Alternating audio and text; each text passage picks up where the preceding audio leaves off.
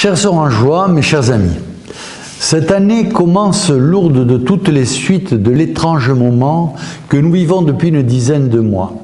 Ainsi, avant toute chose, je voudrais me rapprocher de tous ceux qui sont dans la peine ou l'isolement à cause de la maladie, de ceux qui ont été touchés par la tristesse d'une disparition ou l'épreuve d'une longue convalescence. À ceux-ci en particulier, je souhaite une santé vaillante et la joie des petits moments de la vie. J'espère à leur côté la fin rapide de cette contagion mondiale et j'aspire aux retrouvailles les plus proches, qu'elles soient en famille, entre amis ou sous l'égide de la ville.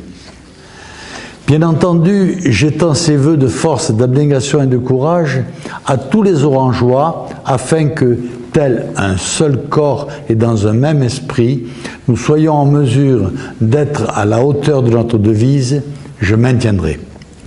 Cette année donc, nous ne pouvons nous retrouver, nous embrasser, nous échanger bénédictions et nouvelles, comme d'habitude lors de l'une des 3 grandes cérémonies que la ville organise à l'adresse du monde économique et institutionnel, des associations et des nouveaux arrivants.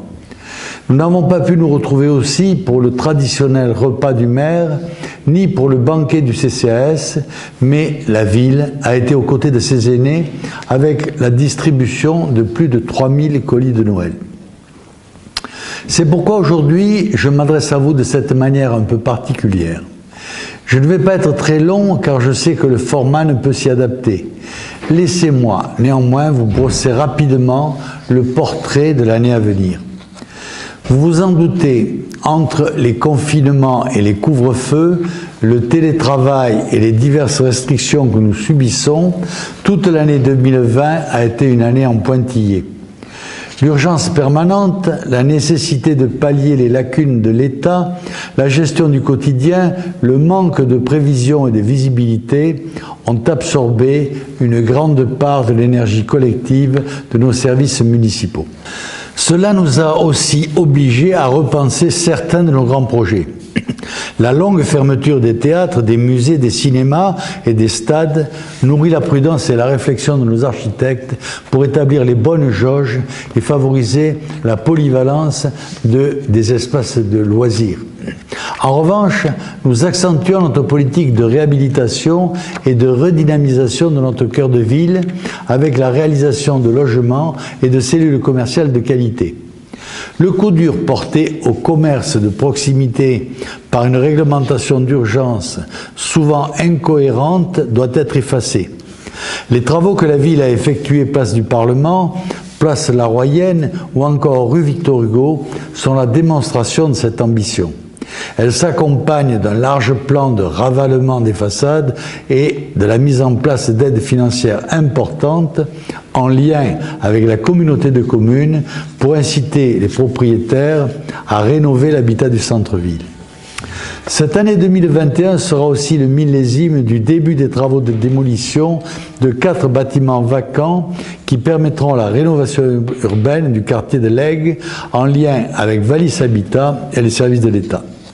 Ce sont plus de 27 années de mise à l'écart de la ville d'Orange, soit avant mon arrivée dans ce bureau, qui trouvent enfin une issue favorable grâce à la volonté politique de la municipalité.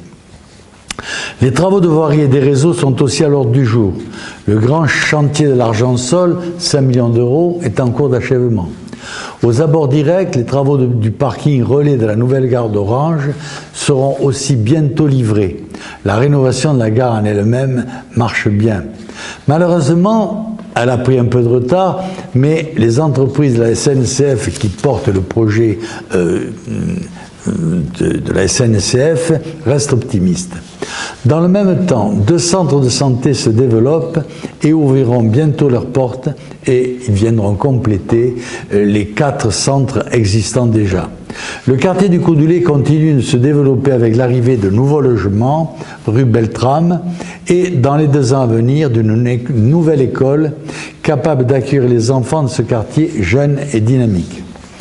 Puisque nos services sont en grande partie mutualisés, la ville et l'intercommunalité de Pays d'Orange travaillent d'arrache-pied sur la construction d'une nouvelle usine de traitement des déchets qui nous permettront, dans un temps relativement court, d'abaisser taxes et coûts sur les ordures ménagères qui sont la grande pollution esthétique et financière et problématique de notre vie, de notre époque. Dans une série de petits reportages, nous vous présenterons avec mes élus et nos fonctionnaires ces réalisations. Restez donc connectés. Merci à vous et tous mes vœux de santé et de bonheur.